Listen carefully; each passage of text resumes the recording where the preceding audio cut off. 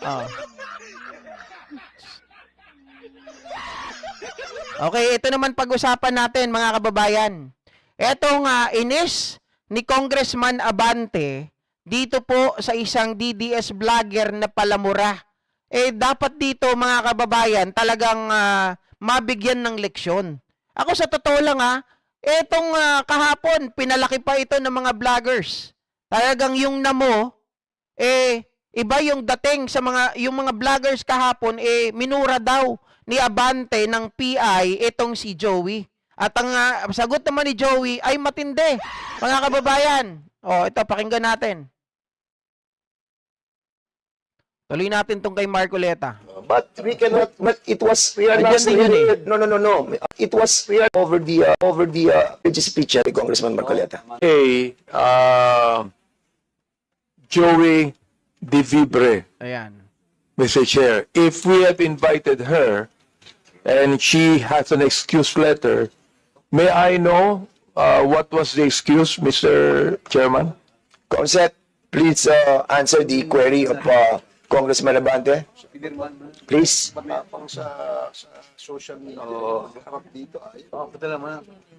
Thank you, Mr. Chair. Miss Elizabeth Joy Cruz was invited and she sent an excuse letter via email. Ano po yung kanyang excuse letter? Ano yung dahilan? One moment, sir. I'll get it from the chair. Thank you. Mr. Chair, Comsec, can you kindly also try to tell us those resource persons who have not attended this committee hearing? Yung may mga excuse letter, okay yun. But those who have not reply to our request to be present on today's hearing. Thank you, Mr. Mr. Chair, Chair. particularly first, Mr. Chair, Yes, Congressman Abante. particularly I am referring to AKA Joe De Vibre sapagkat matindi yung kanyang mga sinabi dito. Gusto ko talagang makita siya at makausap sapagkat dito minura niya ako at ang sabi niya, panay kabobohan sa quad, sayang kuryente sa'yo. Hi, Ma'am Josephine. Fuck you, hindi ko ulit. Huwag mo na sabihin. Congressman Abante. lang. Katutuloy ko lang pumunta. Mr. Chairman, Congressman, don't be so personal. Let's be more comprehensive on this approach. Hirap sa iyo nagmumura ka. Kulang Sige, go ahead. I'll give you Pangalawa, November 13, 2024, nagmura na naman siya. Hindi ko na babanggitin yung mura niya. Pag tinatanong kung anong legislation ginawa niyo in relation to this, BS, ano ba yung BS? BS inquiry, sasagot ka. Swelduhan ka ng taxpayers, gago. November 3, 2024, si Benny Abante at si Rob Yun ba mga ka-GPnatics? Ito, tanong ko lamang po sa inyo bilang isang mamamayang Pilipino at law-abiding citizen, yan ba ang tinatawag na freedom of speech? Freedom of expression? Yes, mga kababayan, minsan tayo po ay sabihin natin nakikarried away tayo. 'Di ba? Na-overwhelm tayo minsan at sa sobrang galit natin nagkakaroon tayo talaga ng mga pagmumura. Pero pag ang pagmumura ay madalas na, 'di ba? Ang pangit na niyan pakinggan, parang hindi na nito nasusunod yung doktrina ng freedom of expression na sinasabi ninyo. Kung kayo ay mag-criticize, tapos mumurahin nyo ng mumurahin, hindi dapat ganun. Normal naman ay criticize sa mga politiko, sabi nga kanina. 'Di ba? Pero pag ang usapan mga kababayan ay too personal, at na kahit yan ay totoo, hindi pa rin yan pwedeng maging depensa. 'Di ba? As long as na may nayurakan kang pangalan, may nayurakan kang tao, nasira ang kanyang reputasyon, Ma'am Anagari, yan ay mga bagay na pwede mong ikapahamak. Romel Marbil No. ay mga protektor ng illegal na droga dahil Kita nyo? pilit nilang Di ba? Protector daw si General Marbil ng illegal na droga. Direct accusation yun, mga kababayan. Oh, kita nyo na? Samantalang dapat tayo, kasi kung ikaw ay sigurado ka to substantiate your allegation, dapat you file a complaint, a case, 'di ba? Sa korte. Or ilabas mo dapat yung mga bagay na yan. Pero ikaw, nag-aakusa ka lang na that you are a protector of illegal drugs. Anak ka ng tinapa. Anong makukuha sa'yo ng tao tapos magmumura ka pa? lalabas na hindi ito gano'n kasama. Oh. Tapos, sabing ganyan, si Dan Fernandez and Ace Barber's survey are depressing. Alam na nila na matatalo sila sa eleksyon. So what is the hearing for? Smoke screen for the discount. Tinabi ko ito sapagkat matindi po itong mga akusasyon na ibinigay nitong gusto ko nilang magmura eh. Hindi na ako magbumura muna. Oo. Kaya kailangan po, itong mga to, ang tatapang nila eh. Ang tatapang sa pagmumura, nang wala tayong kalaban-laban. Ngayon, pag kaharap dito, hindi makaharap dito. Correct. Mga ka-GP natin sa unang-una, this is the right avenue. Kung if you have anything in your mind na alam mo na tama ka, 'di ba? Sa tingin kasi ng mga DDS tama sila eh, 'di ba? Kahit ang totoo may mga tama na sila sa utak. Pero this is the right avenue to say something kung ano yung at the back of your head na sasabihin mo dito, harap-harapan na 'to eh. Kasi unang-una mga kababayan, ang sinasabi nila, papayain sila. Ang sinasabi nila ay hindi raw sila duwag, mas matalino lang daw sila. Again, tingnan nyo po ang ginawa kay Malutikia. Binastos ba? Tinarantado ba? Inalisan ba ng karapatan na magsalita?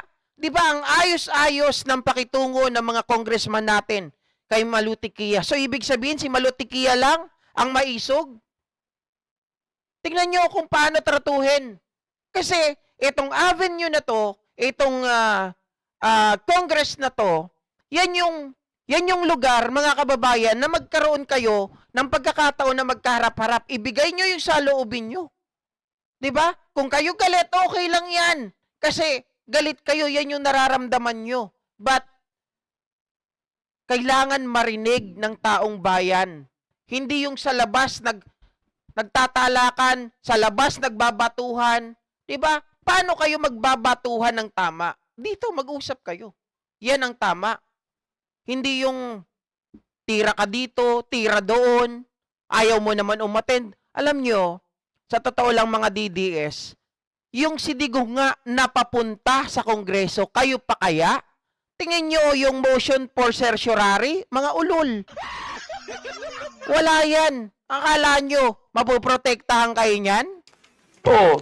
Mga takot din pala yung mga yan eh. Please hold your fire, please. I'm holding my fire. Just on the process of administrative, ano pa lang muna tayo, Congressman Duarte. We can tackle that on the interpellation. Mr. Chair, gusto ko lang pong bagitin tong kanyang excuse letter.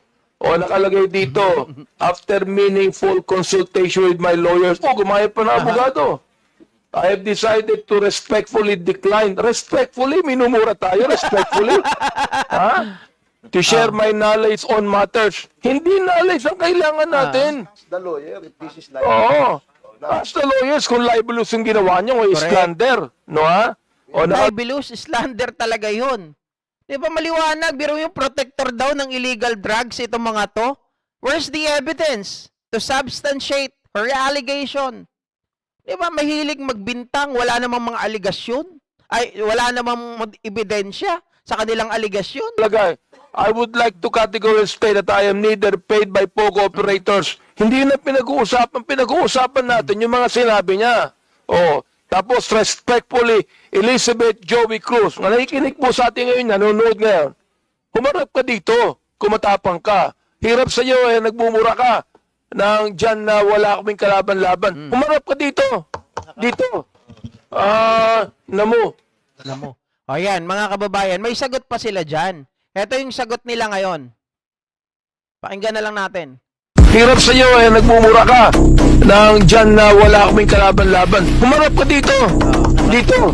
Alam mo. Ay, sabi niya sa akin, ina mo, ina ko. Ano problema niya sa nanay ko? You know, I am just a private citizen expressing my grievance. Yung frustration ko sa trabaho niya dyan sa House of Representatives. What do you want us to say? Bravo? You cannot take my rights. Yun lang yung meron tayo eh. Tayo mga content creator, tayo mga vloggers, yun lang yung meron tayo eh. Boses. And you want to intimidate us, you want to silence us. Why? Gawain ng abusadong tao yan. Gawain ng abusadong taong nasa kapangyarihan. You're not gonna be there forever, Benny Abante. Alam mo. Mga putang yan lang lahat.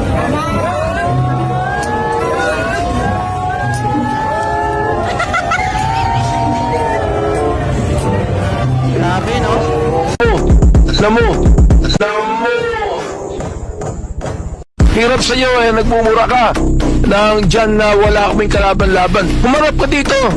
Dito. Alam mo. Ay, sabi niya sa akin, ina mo, ina ko. Ano problema niya sa nanay ko? You know, I am just a private citizen expressing my grievance. Yung frustration ko sa trabaho niya dyan sa House of Representatives. What do you want us to say? Bravo? You cannot take my rights. Yun lang yung meron tayo eh. Tayo mga content creator, tayo mga vloggers, yun lang yung meron tayo eh. Boses. And you want to intimidate us, you want to silence us. Why? Gawain ng abusadong tao yan. Gawain ng abusadong taong nasa kapangyarihan. You're not gonna be there forever, Benny Abante. Alam mo. Mga putang yan lang lahat. 'Di ba, mga kababayan? Iyan ay talagang kabastusan. Alam nyo kung kanino nila nagagaya yan? Sa mga puon nila. Ganyan yung mga ugali, 'di ba? Pramdigong, Sara Duterte at ito mga to. Si Benny Abante, sabihin natin na siya ay nagnamo, pero yan ay maliwanag na expression, namo. Pero hindi yun PI na gaya ng binitawan ni Joey Cruz, mga kababayan. Eto. Alam mo. Mga putang yan lang lahat.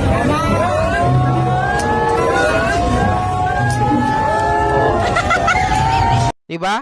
Yung mga yung mga kasama nila si Trixie Angeles, isa pa doon sa mga tumatawa. Kita nyo officer of the court, mga kababayan. Ganon yung kanilang ipinapakita. Alam naman natin na may nanonood na mga kabataan. Ganyan ba ang gusto ninyo na maging asal ng mga next generation natin? Ganyan ang gusto nyong gayahin? Gusto nyo na maging ehemplo kayo ng mga taong palamura? Kaya hindi tayo ginagalang ng ibang bansa nung panahon ni Digong eh. Kasi yung mismong pinuno natin palamura. Tapos ngayon kayo, lumalabas kayo sa social media, puro kayo mura. 'Di ba? Okay lang magmura pero hindi. Pero ito ay napapanahon sa tamang lugar. Hindi yung napapanood ng social media, napapanood ng lahat ng taong bayan. Ganito yung makikita sa atin. Alam nyo, tama yung gawin nyo dito. Binigyan nyo ng show cause order. Tapos pag hindi pa rin umattend, sunod yan, sabpina na. Diba? Pag hindi pa rin umattend, pag bigyan ng sabpina, warrant of arrest. Tingin ko lang, kung hindi maka-atras pa itong mga to, sigurado may susunod na magtatago ng tuluyan. Diba? Robbie Ong, Sir GP, another good news. Merong legit ICC video saying Duterte is guilty.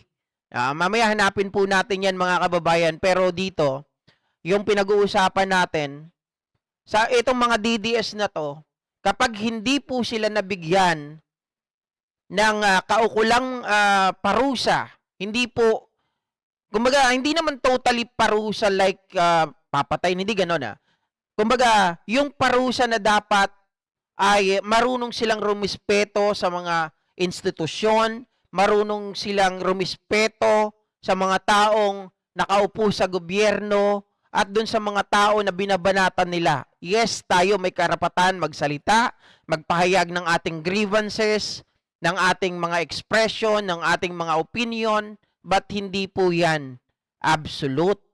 'Di ba? Dapat bilang isang influencer ay ipakita natin na tayo ay mga taong dapat tingalain. 'Di ba? Paano yung mga kabataan, mga next generation?